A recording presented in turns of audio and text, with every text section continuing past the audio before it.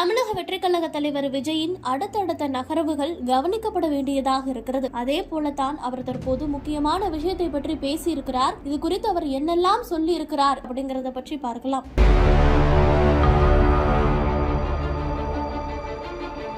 இந்தியாவில் சாதிவாரி கணக்கெடுப்பு நடத்தப்பட வேண்டும் என்று பல்வேறு தரப்பினரும் கோரிக்கை வைத்து வருகிறார்கள். குறிப்பா 2021ஆம் ஆண்டு மக்கள் தொகை கணக்கெடுப்பை சாதிவாரி மக்கள் தொகை கணக்கெடுப்பாக நடத்த வேண்டும் என வலியுறுத்தப்பட்டது.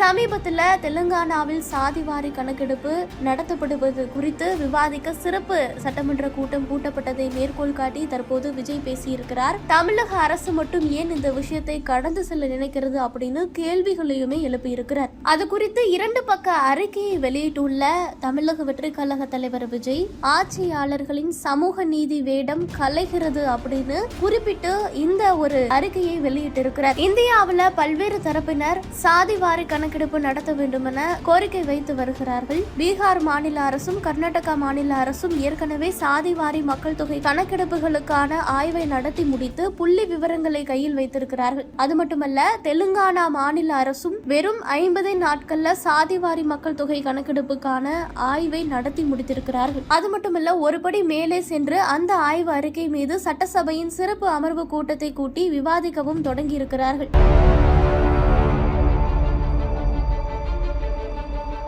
ஆனா சமூக நீதிக்கு அடித்தளம் அமைக்கும் சாதிவாரி மக்கள் தொகை கணக்கெடுப்புக்கான ஆய்வை நடத்தி முடித்த மற்ற மாநிலங்களை பின்பற்ற தமிழ்நாடு அரசு ஏன் தயங்குகிறது அப்படின்னு கேள்விகளை எழுப்பி இருக்கிறார். இதற்கான விடை தற்போது வரை தெரியவில்லை. இத்தனைக்கு பிறகும் தமிழகத்தை ஆளும் தற்போதைய ஆட்சியாளர்களின் சாதிவாரி மக்கள் தொகை கணக்கெடுப்புக்கான ஆய்வை கூட நடத்தாமல் தமிழக மக்களை தொடர்ந்து ஏமாற்றிக் கொண்டே வருகிறார்கள் அப்படின்னு குறிப்பிட்டிருக்கிறார். மேலும் அரசியல் சாசனத்துல சட்ட திருத்தம் கொண்டு வர காரணமாக இருந்த போராட்டம் நடத்தி இடஒதுக்கீடு விஷயத்துல இந்தியாவிற்கே வழிகாட்டியவர்கள் தான் நம் தமிழக வெற்றிக் கழகத்தின் கொள்கை தலைவர்கள் ஒருவரான தந்தை பெரியார். பெரியாரை எங்கள் தலைவர், தலைவர்களுக்கு எல்லாம் தலைவர் அப்படின்னு தங்களின் சுய லாபத்திற்காக மட்டுமே அவரை பற்றி பெருமை பேசும் தற்போதைய ஆட்சியாளர்கள் சமூக நீதியை காக்கும் செயல்பாடான சாதிவாரி மக்கள் தொகை கணக்கெடுப்பை நடத்தும் அதிகாரம் தங்களிடம் இல்லை என்ற வாதத்தையே முன்வைத்து வருகிறார்கள் அப்படின்னு குறிப்பிட்டு பேசியிருக்கிறார்.